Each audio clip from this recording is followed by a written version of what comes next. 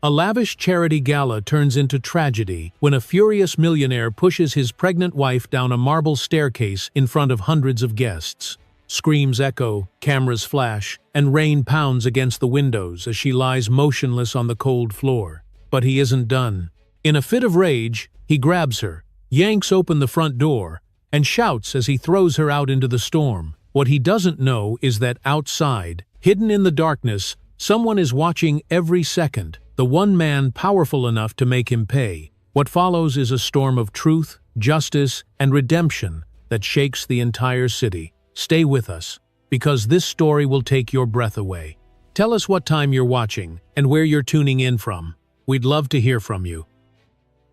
Under the heavy summer sky of Charleston, thunder rolled like a warning from above. The Blackwell mansion glowed across the marshlands, its marble columns shining under the storm lights.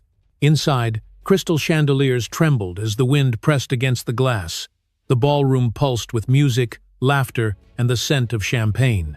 It was Ethan Blackwell's charity gala, an event meant to showcase power, wealth, and perfection. Every guest in the city's elite was there. Cameras flashed, glasses clinked, and Ethan stood at the center of it all, smiling as if he owned the world. His black tuxedo was perfectly tailored, his words smooth and practiced. He was the man who built towers and broke competitors, the man who believed he could control every story about him. But beneath the surface, his eyes were restless, his smile too sharp. He raised his glass and toasted to new beginnings, while the storm outside began to howl. The double doors opened. For a moment, the room fell silent. Rachel Whitmore stood at the entrance, wearing a light sky-blue gown that caught the shimmer of the chandeliers. Her long brown hair clung to her shoulders, slightly damp from the rain. One hand rested gently on her rounded belly, the other held a small clutch. She looked calm, but her heart beat fast. She had not planned to come. Yet something had told her tonight would reveal the truth she had been afraid to face. Whispers spread through the crowd. Some guests looked away, uneasy. Others smiled politely, pretending not to know what the tabloids had been whispering for months. Rachel walked slowly across the marble floor, her heels tapping in rhythm with the orchestra. The air seemed to tighten with every step. Ethan turned. For a brief instant, surprise crossed his face, then disappeared behind his practiced grin. "Rachel," he said with false warmth, "you look lovely tonight." Her voice was soft, but steady. "I wasn't sure if I'd still be welcome in my own home." Laughter rippled uncomfortably among the guests. Ethan's jaw tightened. Before he could respond, a figure in a crimson dress appeared behind him. Camilla Rhodes, young and radiant, leaned close to whisper something into his ear. Her lipstick matched the color of her wine. Her hand lingered on his shoulder a little too long. Rachel stopped a few steps away. The music continued, but it sounded distant, hollow. "So that's how it is now," she said quietly. Ethan set his glass down. "Not here," he muttered. "We'll talk upstairs." But Camilla smiled, enjoying the attention. "Oh, let her speak. She seems to have something on her mind." Her voice was honey and venom. The crowd froze. A waiter hesitated with a tray, unsure where to move. Rachel's face remained calm, though her eyes glistened. "I just wanted to see what kind of man my husband has become." Ethan's composure cracked. "Enough!" he snapped. "This is not the time or the place." Her words came low but clear. "Then when is the time, Ethan? Between your parties or your lies?" The tension snapped like a wire. Guests began to back away. Camilla tilted her head, feigning innocence. "Maybe she shouldn't be standing so much," she said sweetly. "Stress isn't good for the baby." Rachel turned to her, the calm in her tone sharper than any scream. "I can stand just fine, but thank you for pretending to care." Camilla's smirk faded. Ethan grabbed Rachel's arm, pulling her slightly aside. "You're embarrassing yourself," he hissed. "Go home." "I am home," she replied. Lightning flashed through the tall windows, and thunder shook the walls. Rain began to hammer the glass, drowning the music. The chandelier flickered. Rachel looked around the room that used to be hers, every corner filled with strangers. "My father built this house for us," she said softly. "And you've turned it into a theater for your lies." Ethan's face reddened. "Don't start with that sentimental nonsense," he growled. "You have no idea how hard I work to keep this life running." Camila stepped closer, her perfume thick and sharp. "Maybe she should thank you instead," she said. "Not every man would tolerate such a dramatic wife." Rachel's chest rose and fell. She wanted to walk away, to leave the humiliation behind, but something in Ethan's smirk kept her rooted. He enjoyed the power, the control. "Say something," he demanded, "or are you too fragile to speak without crying?" Her voice came like calm rain over fire. "I'm not fragile. I'm just done pretending this is love."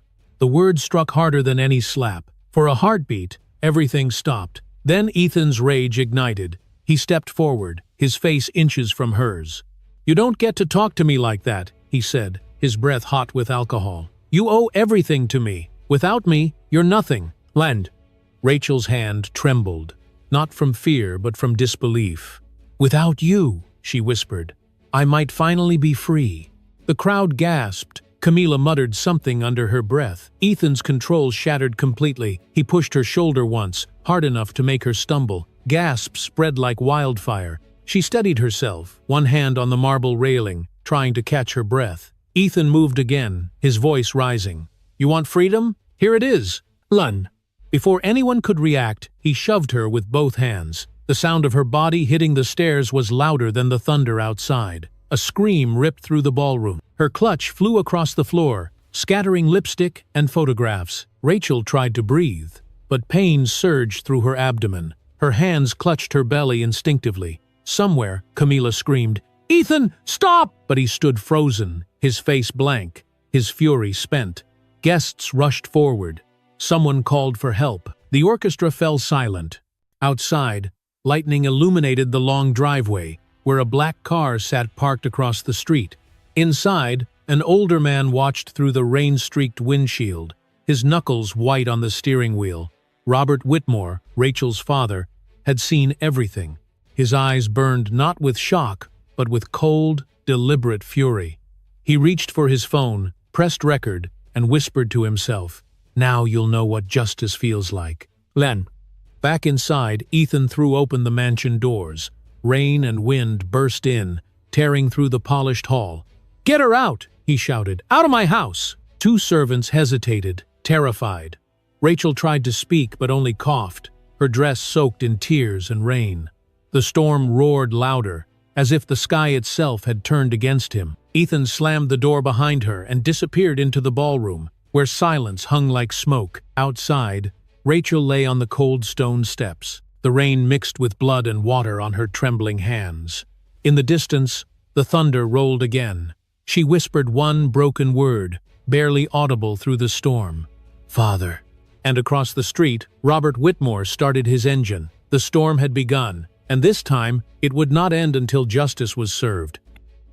Rain poured over the stone steps, washing away the traces of blood. Rachel lay motionless, her hand clutching her belly, her dress soaked and torn. The mansion door was shut behind her, and thunder rolled above the marshes. Across the street, the headlights of a car blinked once, then turned off. Inside that car, Robert Whitmore threw open his door and ran toward her. "Rachel!" His voice broke through the storm. He knelt beside her, his suit drenched instantly. Her breathing was shallow. Her eyes fluttered open for a second, unfocused. "The baby," she whispered weakly. Robert pressed his trembling fingers to her neck. There was still a pulse. Relief and panic clashed in his chest. He looked around wildly, then pulled out his phone. "This is Judge Robert Whitmore," he shouted into it. "Send an ambulance to Blackwell Manor, River Point Drive. Pregnant woman injured, possible internal bleeding." The dispatcher's calm voice tried to cut through the noise. "Stay with her, sir. Help is on the way." He took off his coat and placed it over her body, shielding her from the rain. "Hold on, sweetheart. Don't close your eyes." His voice cracked as he pressed his hand over her stomach. "You and the baby, you'll be fine. Do you hear me?"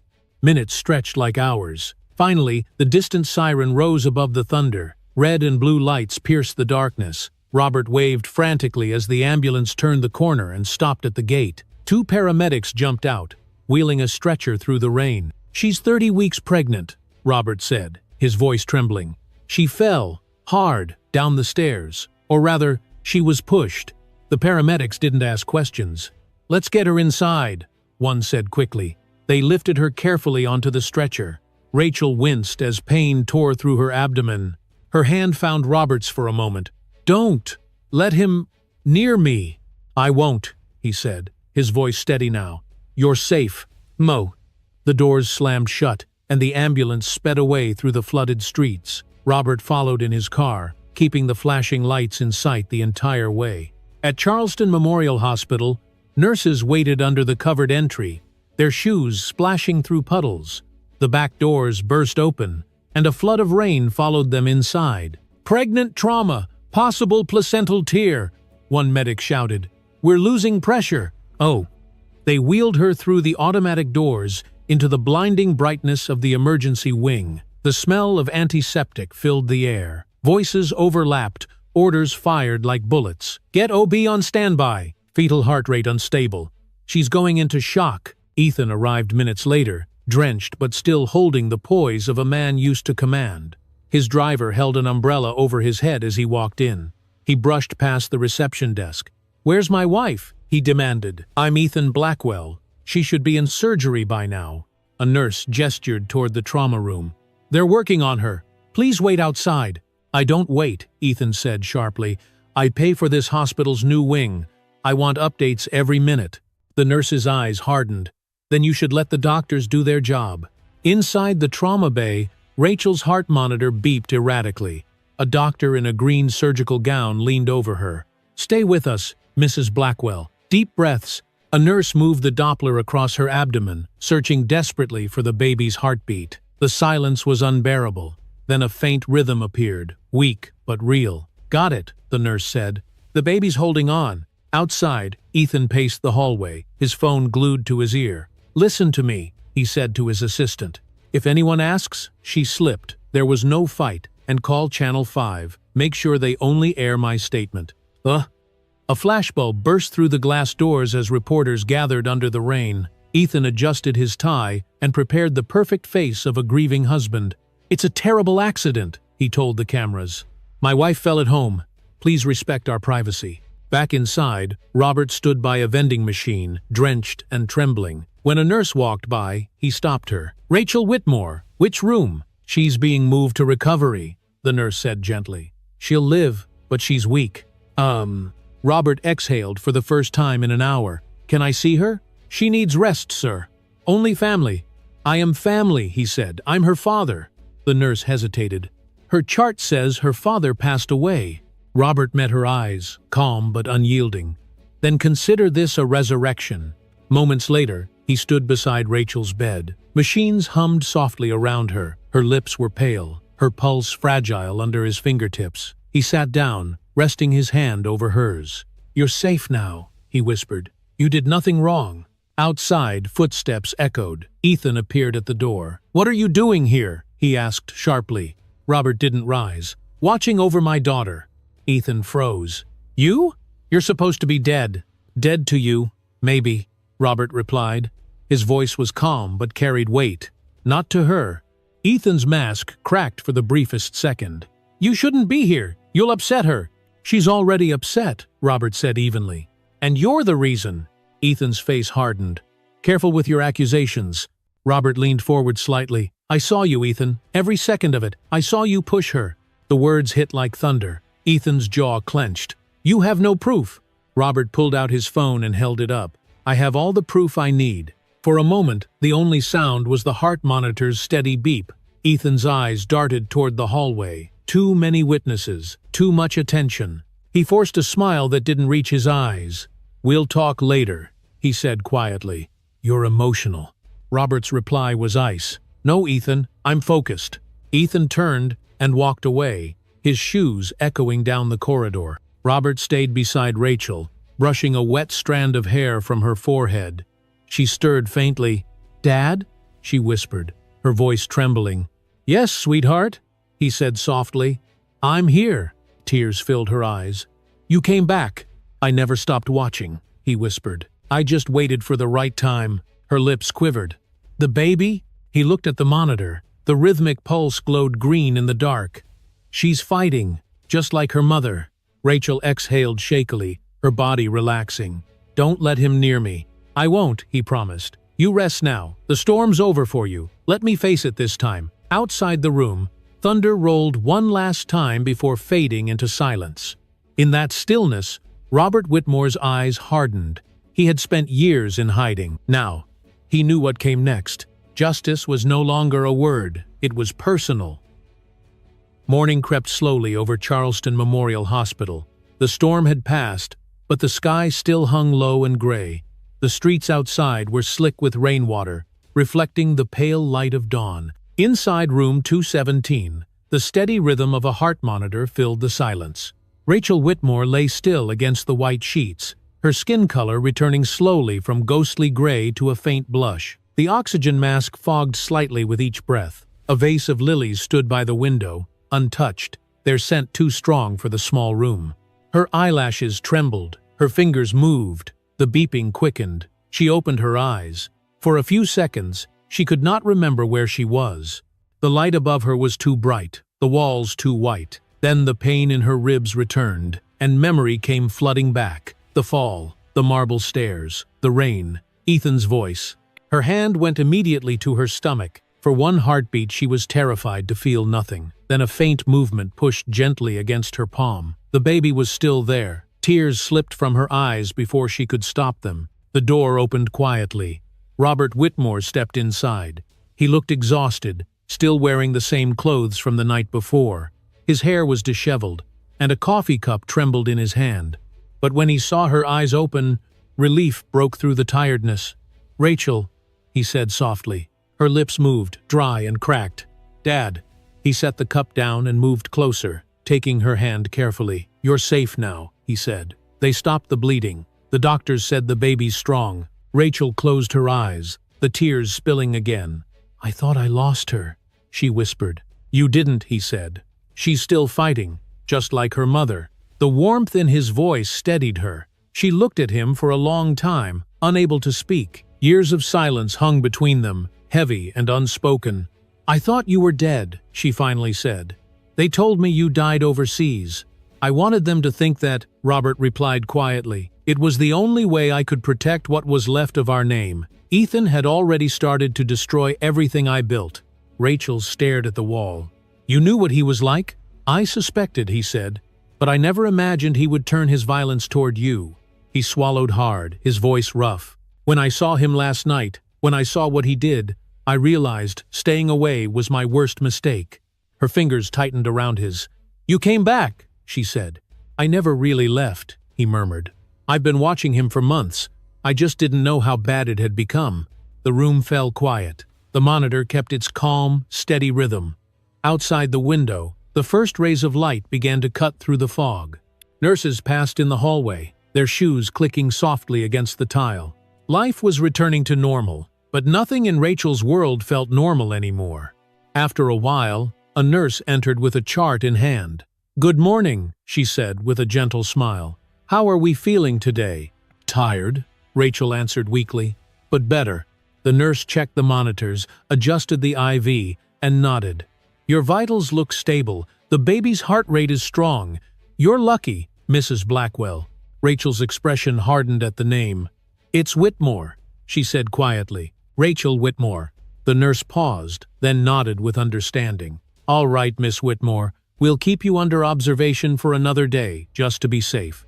When she left, Robert sat down again. "She's right," he said. "You're lucky, but you can't stay here forever. Ethan still has influence in this city. He'll try to twist this." Rachel stared at the blanket covering her legs. "He already is," she said softly. "I saw the news. They're calling it an accident." Robert nodded grimly. "He's buying time, but not for long." A knock came at the door. The doctor entered, a middle-aged woman in a crisp white coat. "Good morning," she said, scanning the chart. "Mrs. Blackwell." "Whitmore," Robert interrupted. The doctor looked up. "Of course. Miss Whitmore, your condition is stable. The ultrasound shows no internal injury to the baby, but you need complete rest." She hesitated. "Your husband has requested an early discharge." Rachel's face went pale. "He what?" The doctor sighed. "He insists you'll receive private care at home. He's already signed preliminary papers." Robert stood, anger flashing in his eyes. "That man is not taking her anywhere. She stays under hospital supervision until I say otherwise. The doctor hesitated. Sir, he's listed as next of kin. Not anymore, Robert said sharply. You'll find a court order by tomorrow morning changing that. His tone carried authority that no one dared to question. The doctor nodded slowly. I'll delay the discharge request. She left the room quietly. Rachel turned to him, her voice trembling. He's not going to stop. I know, Robert said, but neither will I. She looked at him, her eyes tired but resolute. What are you going to do? Finish what I should have done years ago, he said. Expose him. She hesitated. He'll ruin you again. Robert smiled faintly. I've already been ruined once. This time, it's his turn. Oh. The morning light grew stronger. Birds began to chirp faintly outside the window, the first sign that the storm had truly passed. Rachel rested her head against the pillow, exhaustion pulling at her. Promise me one thing, she murmured. Don't let anger destroy you. I want justice, not revenge. He nodded, his hand still holding hers. Justice is all I want too. Her eyelids fluttered. Sleep tugged at her, but she fought to stay awake a moment longer. What will you do first? Robert looked out the window where the city skyline shimmered in the mist. I'll make some calls, he said. Old friends, people who still owe me favors. We'll start with his company. Freeze his assets before he can use them against you. Rachel managed a small smile. That sounds like you. He brushed her hair back gently. Get some rest. The world can wait until you're stronger. Her breathing slowed. The room dimmed as she drifted into sleep. Robert sat in silence, watching her chest rise and fall. For the first time in years, he felt something close to hope. But when he turned to leave, he noticed a man in a dark suit standing at the end of the hall, watching the room. Their eyes met for a split second before the man turned and walked away. Robert's expression hardened. He knew Ethan's reach still lingered even here. He closed the door gently and whispered to the sleeping woman inside. Rest while you can, Rachel. I'll keep the wolves away. Outside, the clouds began to break apart, and the first clean light of morning flooded the city. The morning after Rachel's release from the hospital, Charleston woke to a headline that silenced the entire city. Judge Robert Whitmore returns, demands justice for daughter assaulted by real estate magnate. The news spread faster than the tide. Every television channel replayed the same footage. The once revered Ethan Blackwell storming past reporters while flashing cameras reflected off his car windows. Behind those images was a quieter, sharper story. The return of a man Charleston thought had vanished forever. Robert Whitmore stood at a podium in front of his family's foundation building. His silver hair gleamed beneath the morning sun, and his voice carried the calm power of a man who had once ruled a courtroom. No amount of wealth, he said, can bury the truth. My daughter was attacked, and this city deserves to see who Ethan Blackwell truly is. His words struck like thunder. For years, Charleston's elite had whispered that Robert's disappearance was tied to corruption or scandal. Now they saw a man risen from the shadows, armed with evidence and purpose. Reporters shouted questions. Judge Whitmore, are you accusing Ethan Blackwell of attempted murder? Robert paused, choosing his words carefully. I am accusing him of believing he could buy justice, and I am here to remind him that justice cannot be purchased. The crowd erupted. Every major network aired his statement by noon. Across the city, business owners and investors who once courted Ethan began to withdraw. The board of his company, Blackwell Developments, called for an emergency meeting. Within hours, the company's stock dropped 12%. Behind closed doors, lawyers scrambled to contain the damage. Inside his penthouse office overlooking the harbor, Ethan watched the coverage in silence. The television light flickered across his face, turning his expression cold and unreadable. Camila Rhodes stood beside him, scrolling through social media on her phone. It's everywhere, she said nervously. Your name, your face, that video from the hospital. Ethan didn't turn his head. It will pass, he said. Camila hesitated. Robert Whitmore isn't some blogger. He's a retired federal judge. People trust him. Ethan finally looked at her. His eyes were like steel. People fear me more than they trust him. He poured himself a drink, the sound of ice against glass filling the silence. He's been gone 20 years. He thinks this city still belongs to men like him. It doesn't. But he's already frozen one of your accounts, Camila said quietly. The Whitmore Foundation bought half the land near your new project. Ethan slammed the glass down, spilling whiskey across his desk. That land is worthless without my permits. He leaned closer, his tone sharp.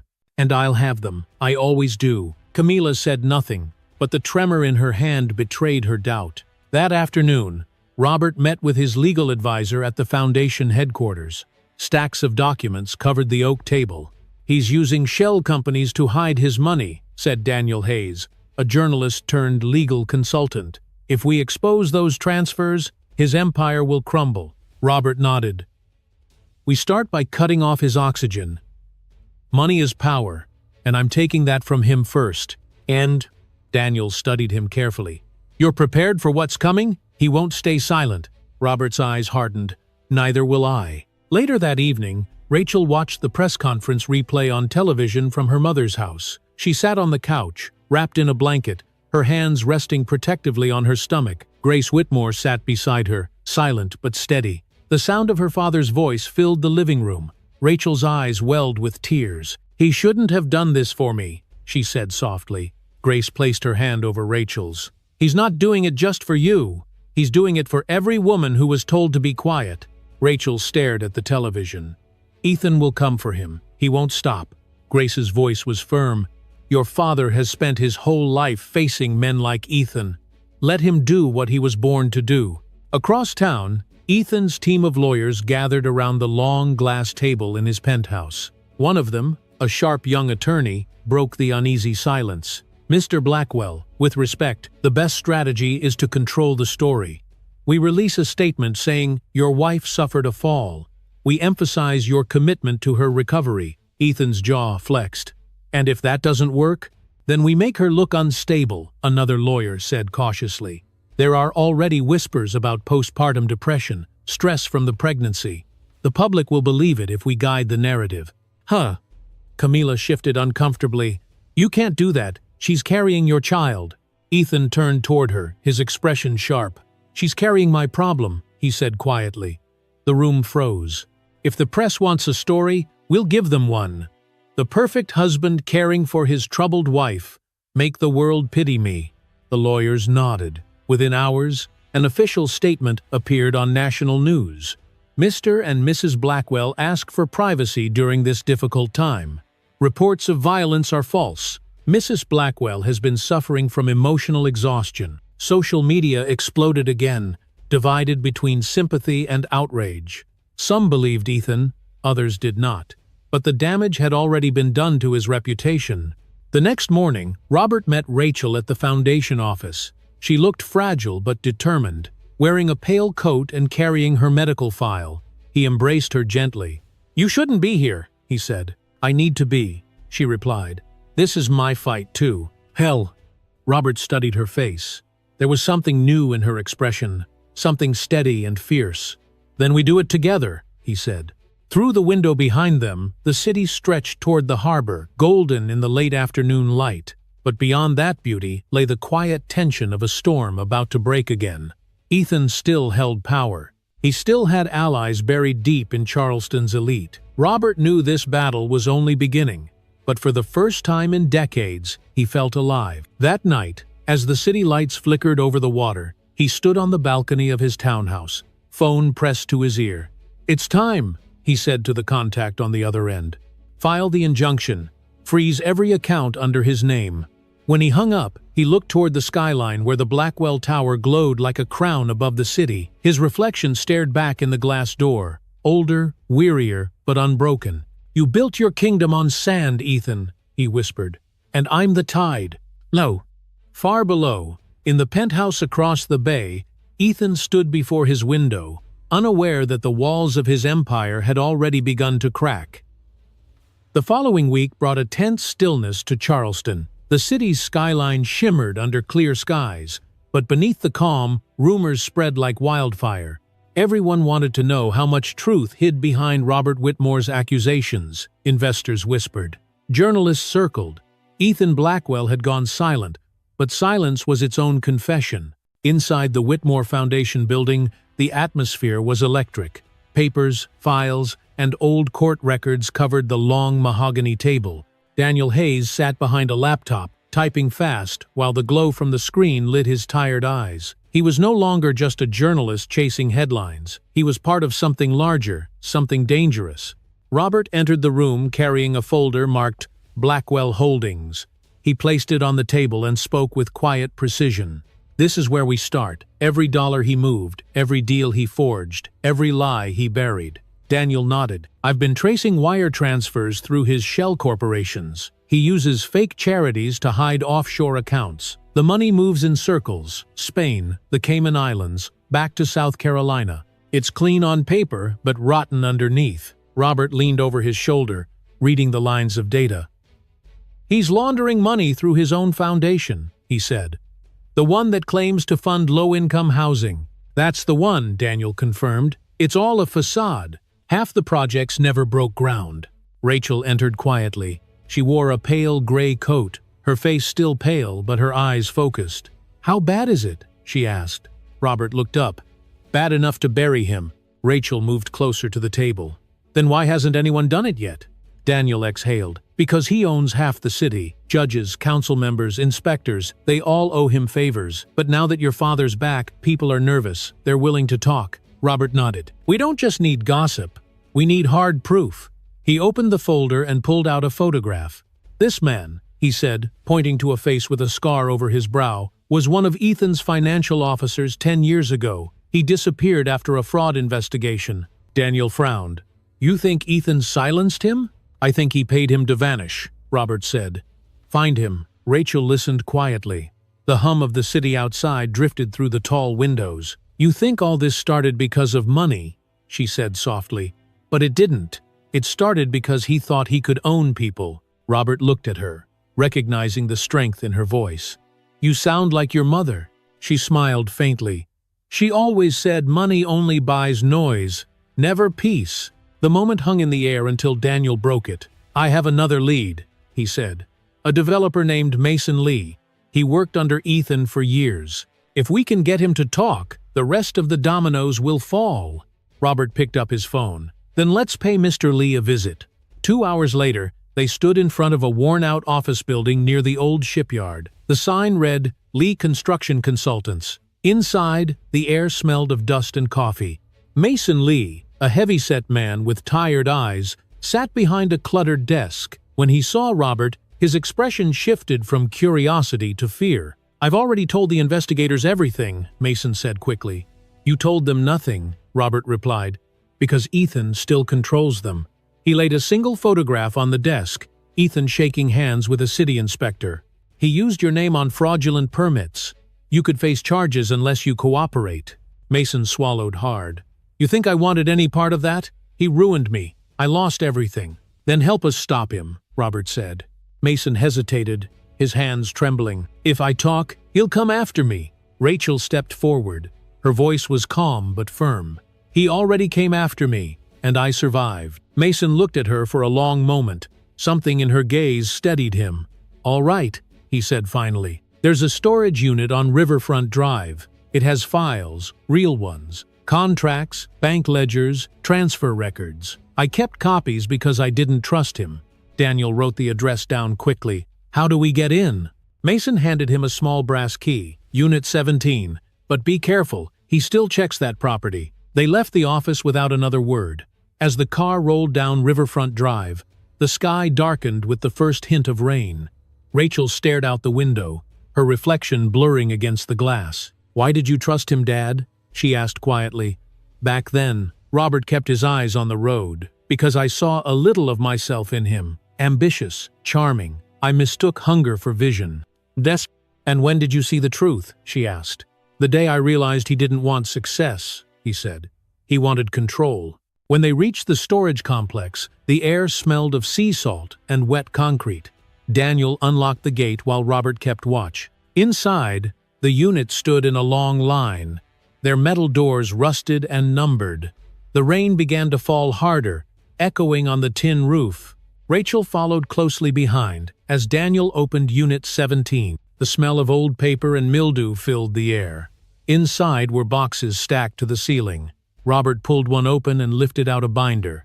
The label read Blackwell Trust, 2018. Daniel flipped through the pages, his eyes widening. "These are transfers from the Whitmore Trust Fund," he said. "Ethan siphoned money from your foundation years ago." Robert's face went rigid. "He used my own name," he said quietly. "He forged my signature." "Yuck." Rachel stepped closer, her hand trembling over the papers. "He stole from you. From us." Daniel turned another page. "It's all here. Proof of money laundering, tax fraud, bribery, enough to destroy his entire network." Robert closed the binder slowly. "Then we'll take it to the authorities." But Daniel hesitated. "If we go too soon, he'll cover his tracks. We need to leak parts of it first. Force him to panic. The media will circle, and then he'll make mistakes." Robert nodded after a moment.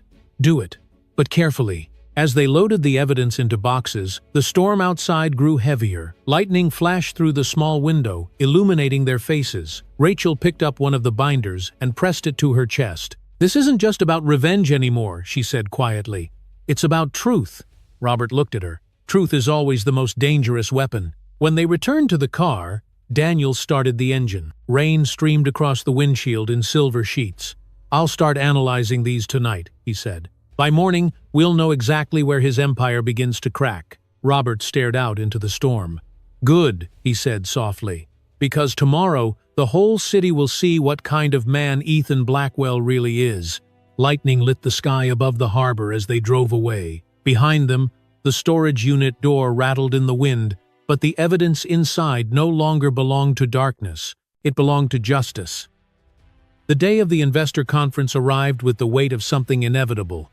Charleston glimmered under a false calm, the kind that comes before a storm. Inside the Whitmore Foundation's glass atrium, rows of white chairs faced a large projection screen. The city's most powerful business figures filled the seats, unaware they had been invited into a trap. The air was cool and professional, but beneath it pulsed quiet tension. Robert Whitmore stood near the podium, reviewing a folder one last time. His posture was calm, his tone measured, but every gesture carried precision. "Everything is in place?" he asked. Daniel Hayes nodded. "The cameras are live. Every word will stream directly to the press. Ethan thinks this is about a partnership meeting. He has no idea he's walking into his own confession." Rachel entered through the side door. She looked pale but strong, dressed in a tailored navy dress. The scars on her wrists had faded, but the memory of that night had not. "Are you sure we have enough evidence to make him talk?" she asked quietly. Robert looked at her. "We have the truth, Rachel. That's always enough for a guilty man," Daniel added. "The moment he feels cornered, he'll lash out. We just need to let him hang himself with his own words." The hum of voices outside grew louder. Reporters were gathering in the lobby, their cameras waiting. The city wanted a show, and Ethan Blackwell never disappointed them. When the clock struck 11, the doors opened. Ethan walked in, surrounded by his assistants and two of his lawyers. His suit was impeccable, his smile carefully rehearsed. Camila Rhodes followed half a step behind, her red dress cutting through the neutral tones of the room. Her heels clicked against the marble floor like small, precise strikes. Robert greeted him with the smooth courtesy of a seasoned judge. "Ethan, thank you for coming. I thought it was time we discussed the future of this city's development plans." Ethan gave a small, tight smile. "I'm surprised to see you hosting anything, Robert. I thought retirement meant peace, not war." Robert returned the smile, calm and unreadable. Peace and justice are often the same thing. Ethan looked around the room, his eyes narrowing slightly as he noticed the cameras mounted on the walls. "Quite an audience you've invited," he said. "Is this an investors' meeting or a performance?" "Both," Robert said simply. As everyone took their seats, Daniel adjusted the projector behind the curtain. The opening slide appeared on the screen. Charleston Redevelopment Initiative, Transparency and Ethics in Business. The title itself was bait. Ethan smirked, confident as ever. Robert began the presentation with a steady voice. "For decades, this city has trusted its wealth to men who build empires out of promises. But some empires are built on stolen foundations." The audience shifted uneasily. Ethan's smile thinned. "Is there a point to this sermon, Robert?" Robert turned a page in his notes. "There is. Every partnership is built on trust, and when that trust is violated, Truth must take its place. He nodded slightly toward Daniel. The lights dimmed. The projector flickered. A series of documents filled the screen. Bank statements, signatures, offshore transfers, all bearing Ethan's name. The room fell silent. "What is this?" Ethan demanded. Robert didn't look up. "Evidence. Transfers from Blackwell Holdings to shell corporations in Spain, the Cayman Islands, and Dubai. All traced back to accounts you opened under false charities, the same accounts that received stolen funds from my foundation." Gasps rippled through the audience. Cameras clicked. Camila's face went pale. "Ethan," she whispered, "you told me those were private investments." Ethan's voice rose. "This is slander." Robert's tone remained even. "It's truth. We have copies of every transaction, confirmed by your own accountant." Ethan turned sharply toward Daniel. "You think I'll let you destroy me with fake numbers?" Daniel met his glare without flinching. "They're not fake. They're yours." The tension snapped. Ethan's composure cracked for the first time. "You think you can humiliate me in front of these people?" His voice echoed across the atrium. "You don't know what it takes to build power. You sit behind desks and judge men who actually make things happen." Robert's voice was low, but commanding. "Building power by breaking lives is not creation, Ethan. It's destruction." Ethan stepped closer, pointing a trembling finger. "You talk about justice, but you're no saint. You left your own daughter unprotected." The words cut through the air. Rachel's breath caught, but she didn't look away. "You hurt me," she said softly, her voice steady. "And you still think you're the victim?" Her calmness enraged him. "You think anyone cares about your pity story?" he shouted. "You fell down the stairs because you were weak. You made me do it." The room froze. Cameras clicked in a frenzy. Robert's eyes widened slightly, but he didn't speak. Ethan realized too late what he had said. The color drained from his face. Robert leaned forward. "Thank you," he said quietly. "That's all I needed." "No." Daniel pressed a button on the laptop. Every word had been recorded and broadcast live. The confession played back through the speakers, echoing across the room. "You fell down the stairs because you were weak. You made me do it." The reporters outside began shouting questions, their microphones raised high. Ethan turned toward the doors, panic flashing across his face. Camila backed away, her expression a mixture of horror and disbelief. "Ethan," she whispered, "you just confessed." "Lou?" He grabbed her arm, desperate. "Don't you dare turn on me!" She pulled free and walked out, the click of her heels sharp against the marble. Ethan turned toward Robert, his voice trembling with rage. "You think you've won? You can't destroy me." Robert stood tall, his voice calm and final. "I don't have to. You already did." Security guards entered the room. The audience parted as they approached. Ethan looked around the room full of flashing lights and whispers. The empire he had built on lies was collapsing in real time. Rachel stepped forward. "This isn't about revenge," she said. "It's about truth. You taught me how easily power can turn to cruelty, but now everyone knows who you are." Ethan's shoulders sagged. He turned toward Robert one last time, his voice low and hollow. "You think this is over?" Robert met his eyes. "For you, it just ended." The guards led Ethan toward the exit. The reporters followed, shouting questions into the noise. Rain began to fall again outside, tapping against the glass walls. Inside the atrium, silence returned. Rachel exhaled slowly, her hands trembling, but her face was calm. Daniel turned off the projector. Robert looked around the room that had just witnessed justice take its first step. "Now," he said quietly, "we let the law finish what the truth began." Outside, the storm broke fully, rain sweeping across the city. The Whitmore Foundation's flag fluttered in the wind, bright against the gray sky, a sign that justice, once awakened, would not sleep again. The storm that followed the conference refused to die quietly. All across Charleston, televisions replayed Ethan Blackwell's furious confession.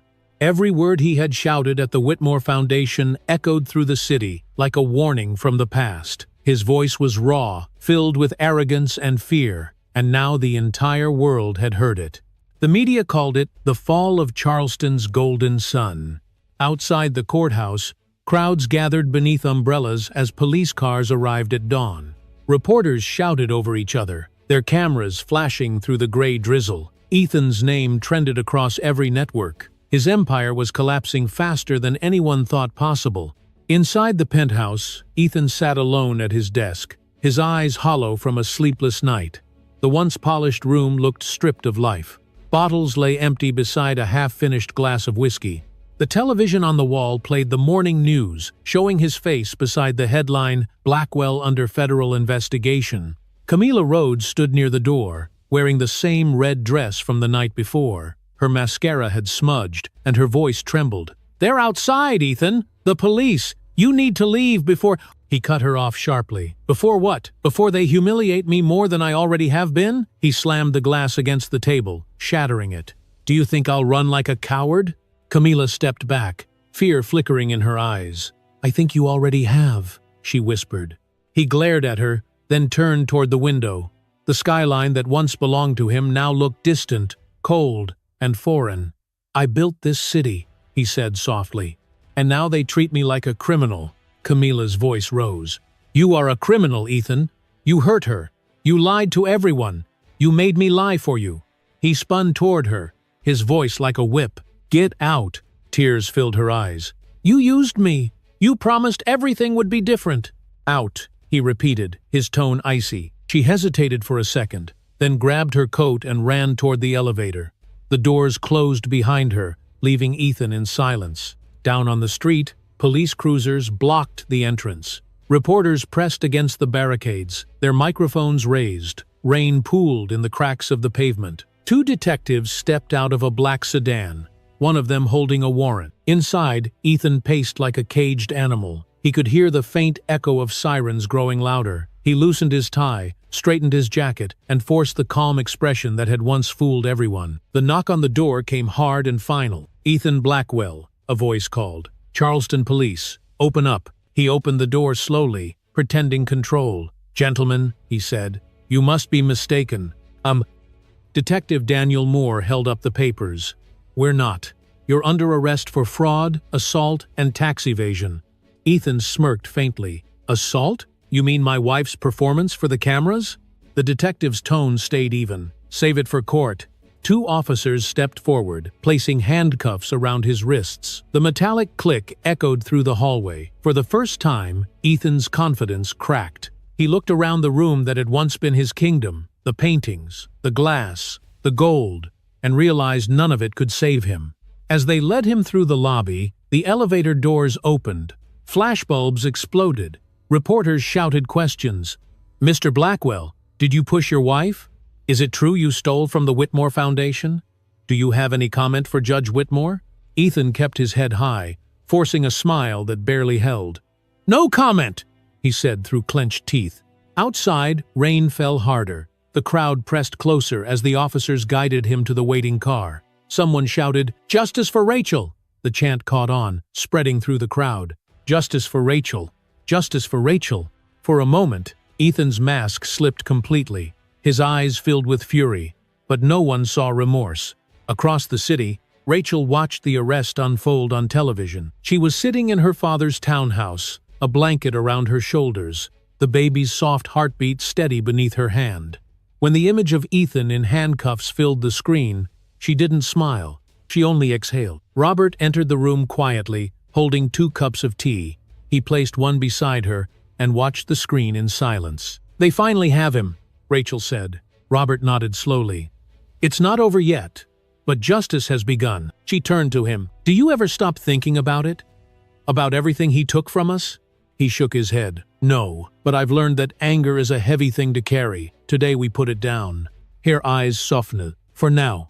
Later that afternoon, the courthouse steps were packed with reporters. Police escorted Ethan through the rain toward the entrance.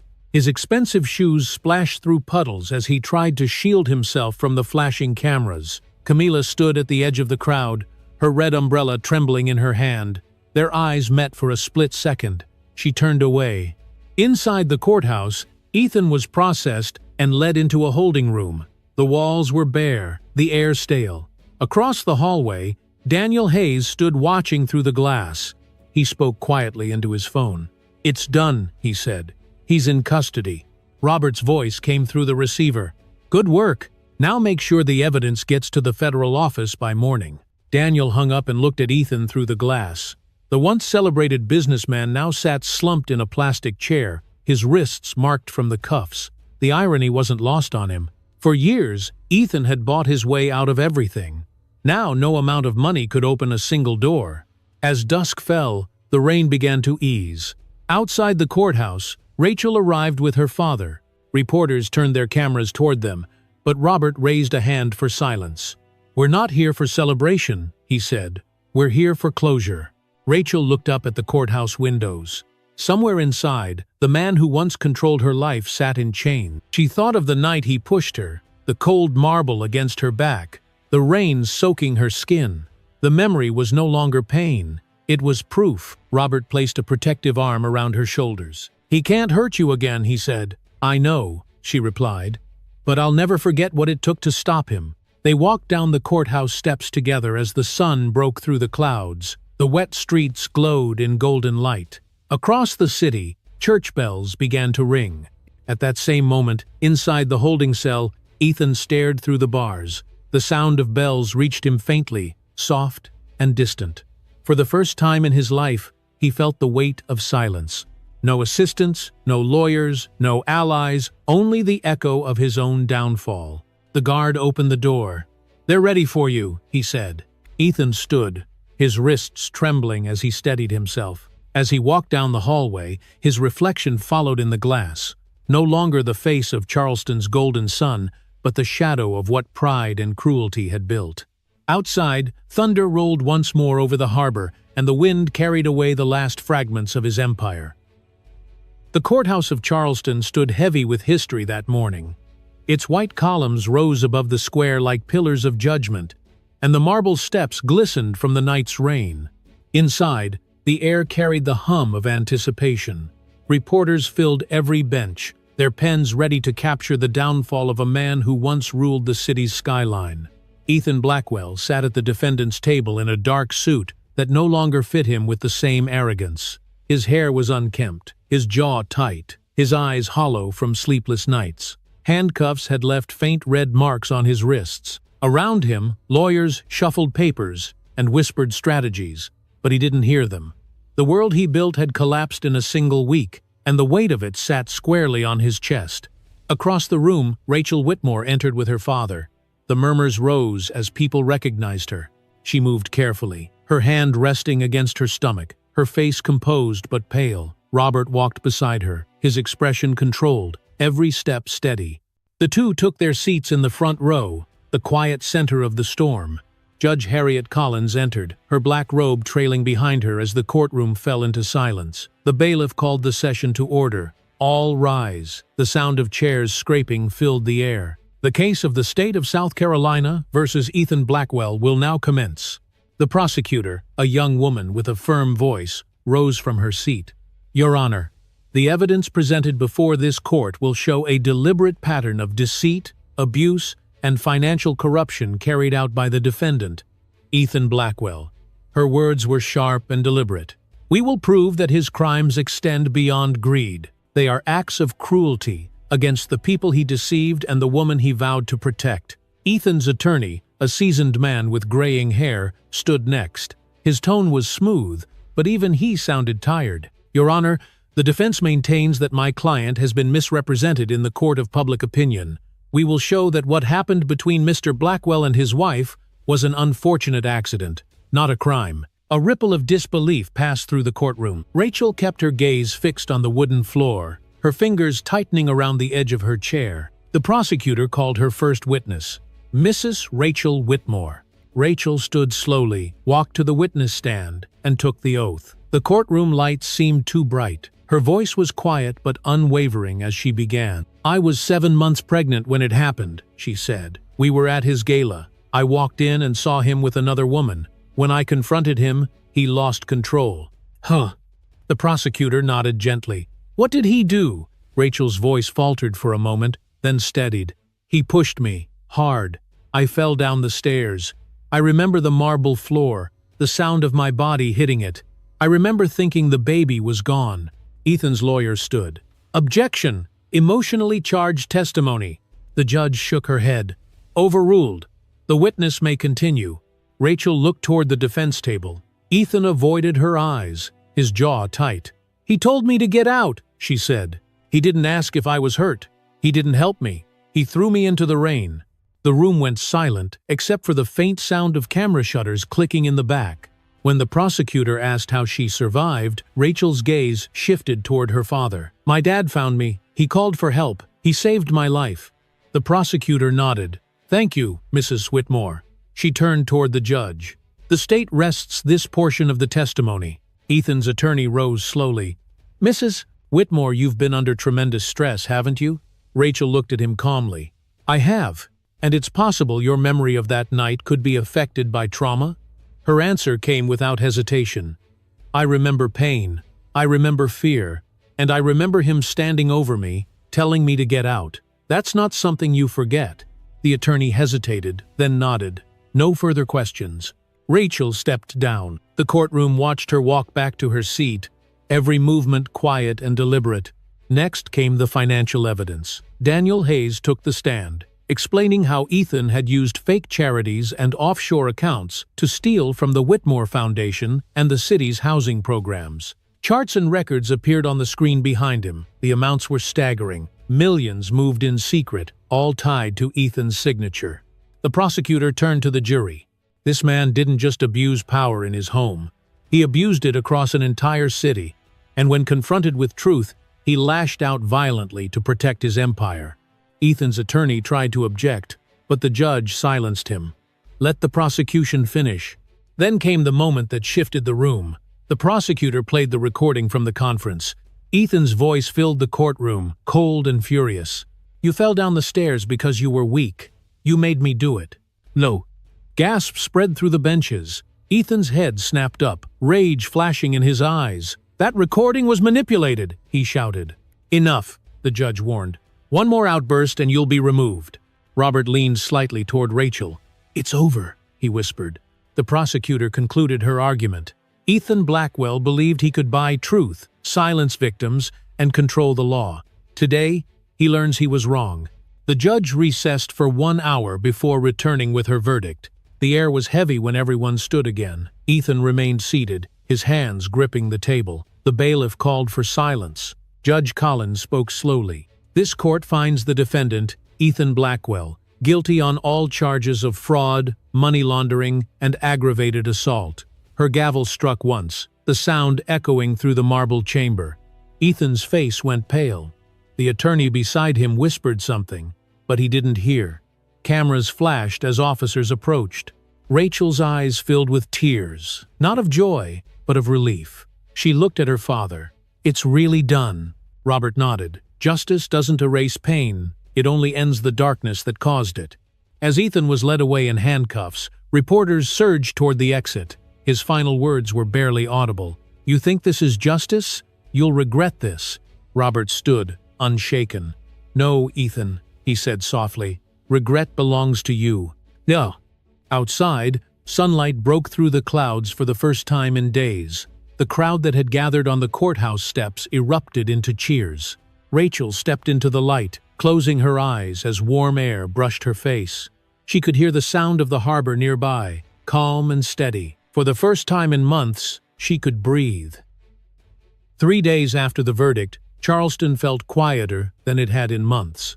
The courthouse steps were empty now, washed clean by morning rain. The headlines that once screamed Ethan Blackwell's name had already begun to fade, replaced by new stories, new scandals. But for Rachel Whitmore, silence was not peace. It was the sound of everything she had survived finally settling around her. Inside the Whitmore townhouse, sunlight spilled across the living room floor. Rachel sat near the window, her hand resting on her stomach, listening to the steady rhythm of her daughter's heartbeat through the monitor beside her chair. The baby was still safe. Every sound reminded her of that small miracle. Across from her, Robert watched the morning news, his face unreadable. When the reporter announced Ethan's official sentence, 25 years with no chance of parole, he only nodded. "It's done," Rachel said softly. Robert turned toward her. "The trial is done. Justice isn't finished yet. It never really is." She looked at him carefully. "Do you regret it?" He shook his head. "No, but I wish it hadn't taken so long to do the right thing." Outside, church bells rang faintly through the city. It was Sunday, and Charleston was beginning to breathe again. Later that morning, they drove to St. Helena Church, the same church where Robert once stood decades ago to deliver verdicts that changed lives. Today he arrived not as a judge, but as a father seeking peace. Rachel walked beside him slowly, the hem of her pale dress brushing against the stone path. The air smelled faintly of rain and magnolia. Inside, Father Mark Leland waited near the altar. His eyes were kind, his presence calm. "You both look tired," he said gently. Robert smiled faintly. "Tired, yes, but lighter." The priest nodded. "Justice is heavy work. It always leaves its mark." 1. Rachel sat in the front pew and looked up at the stained glass above the altar. The sunlight poured through in colors that painted her face. "I thought I'd feel free," she said. "But it's not freedom. It's something else." "Forgiveness?" the priest asked. She hesitated. "Not yet. Maybe one day." Robert's voice softened. "Forgiveness doesn't mean forgetting. It means deciding to stop letting him live inside you." She turned toward him, her eyes glistening. "Then I'll start learning." After the service, they stepped outside. The clouds had parted, and sunlight shimmered across the wet streets. Reporters waited at a distance but didn't approach. The story had already been told. What came next belonged only to them. That afternoon, Robert drove them to the riverfront park overlooking the harbor. The air carried the scent of salt and wood. Families strolled along the path, children laughing in the distance. Rachel walked to the railing and leaned forward slightly, staring at the slow movement of the tide. "This is where you used to bring me," she said. "You said the water always knows how to start over." He nodded. "And it still does." Rachel's voice trembled. "Do you think he meant it? When he said he was sorry?" Robert thought for a moment before answering. "Men like Ethan are sorry for being caught, not for what they did. But that's his burden now, not yours." She looked at the water again. The reflection of the afternoon sun danced across its surface. "He said something before they took him away," she murmured. "He told me I'd regret this." Robert turned to her. "Do you?"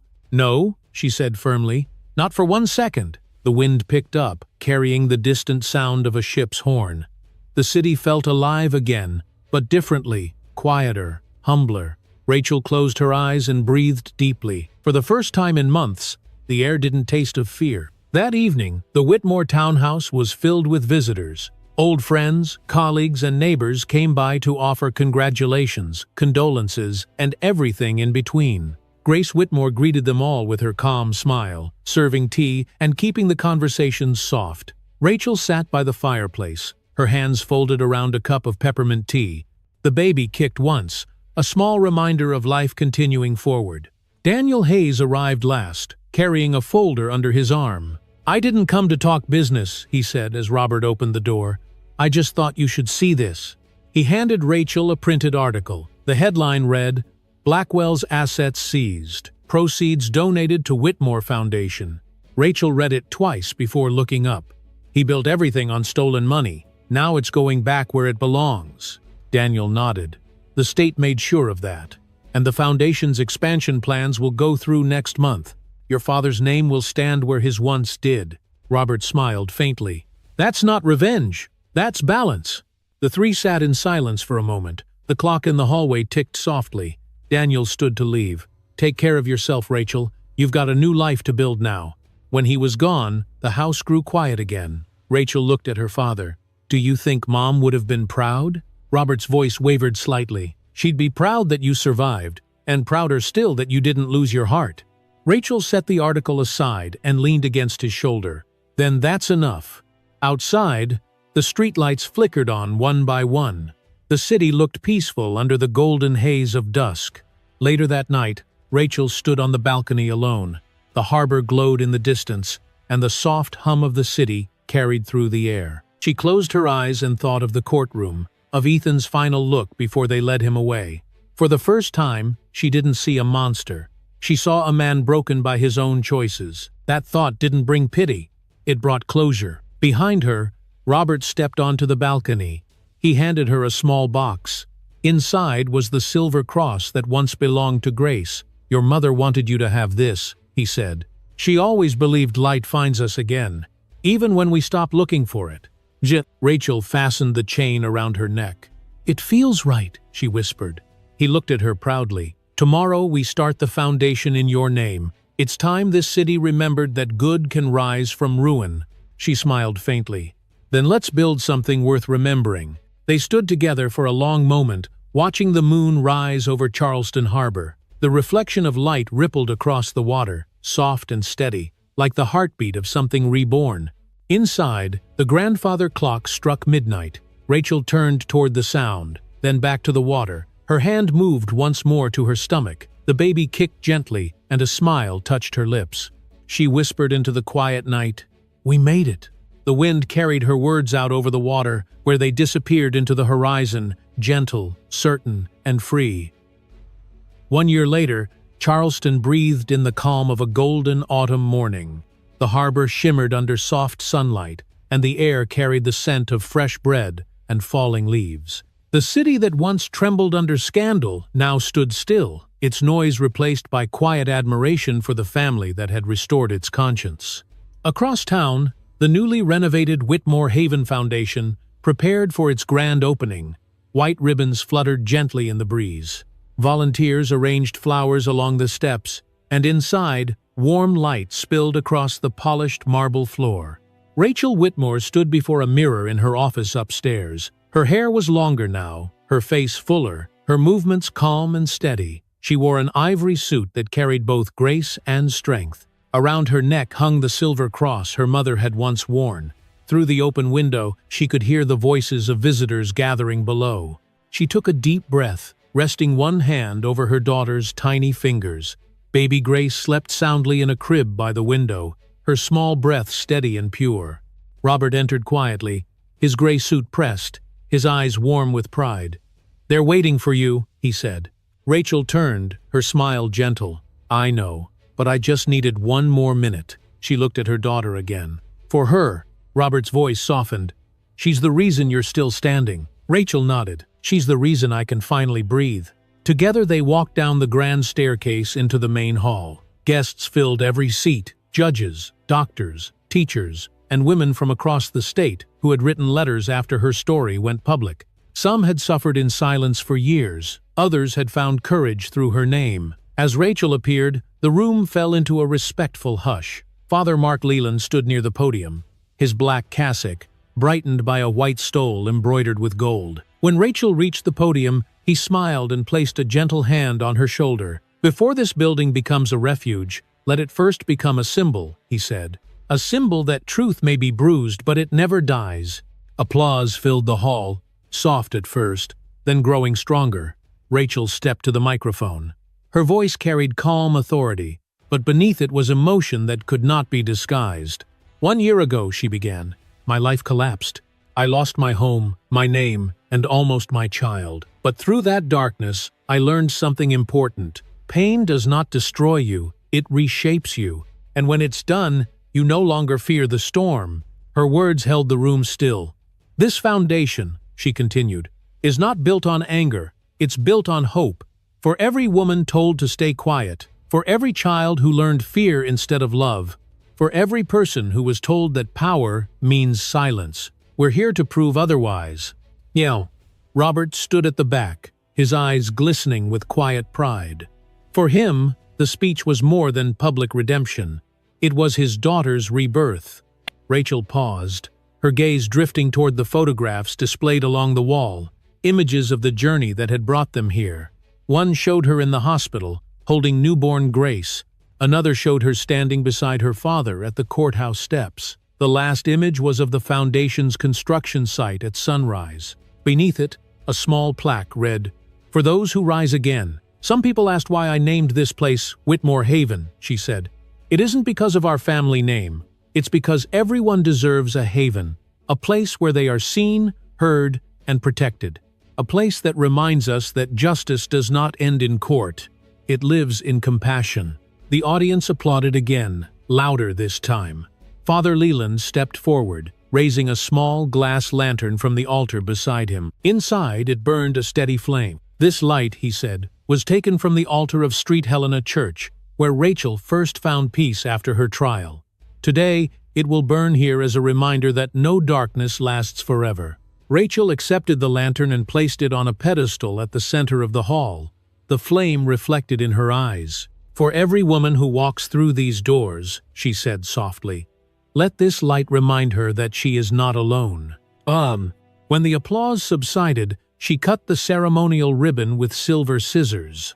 The sound of it breaking echoed like a soft promise. Guests began to explore the rooms beyond, offices for legal aid, counseling centers, and a nursery for mothers rebuilding their lives. Volunteers welcomed them warmly, guiding them through the new space.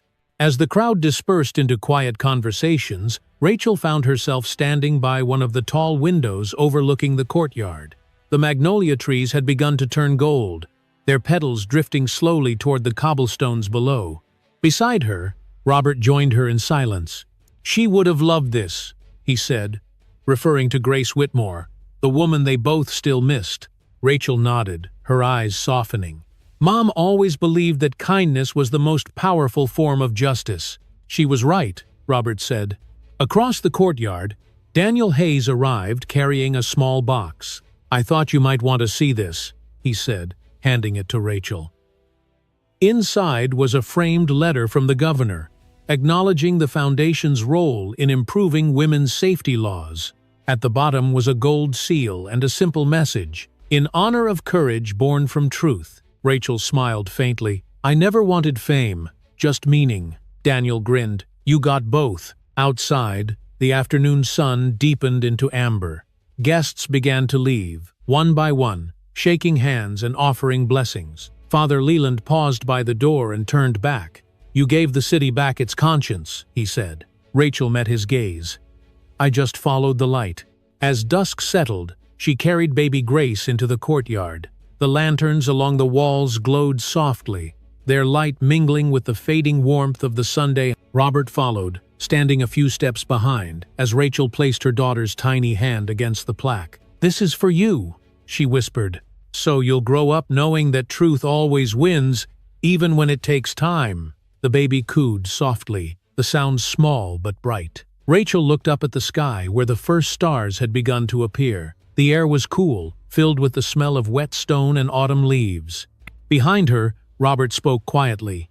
"If we had arrived earlier that night," he said, his voice heavy with old guilt, "maybe none of this would have happened." Rachel turned to him. "If you had arrived earlier, maybe I wouldn't have learned what I was meant to become." He smiled through the ache in his heart. "Then I'll stop wishing for what's past." She stepped closer, resting her head briefly against his shoulder. "You already made it right." As night fell over Charleston, the foundation glowed from within, its windows shining like beacons across the quiet streets. Inside, the eternal flame flickered beside the marble inscription, "From darkness, light." Rachel stood in the doorway for a final moment, holding her daughter close. "We made it, Mom," she whispered, "and this time, the light stays on." The camera of life pulled back slowly, over the courtyard, over the rooftops, over the harbor, revealing a city at peace. The waves below shimmered under the moonlight, and in the heart of Charleston, the Whitmore Haven Foundation stood as proof that justice, once awakened, can become love.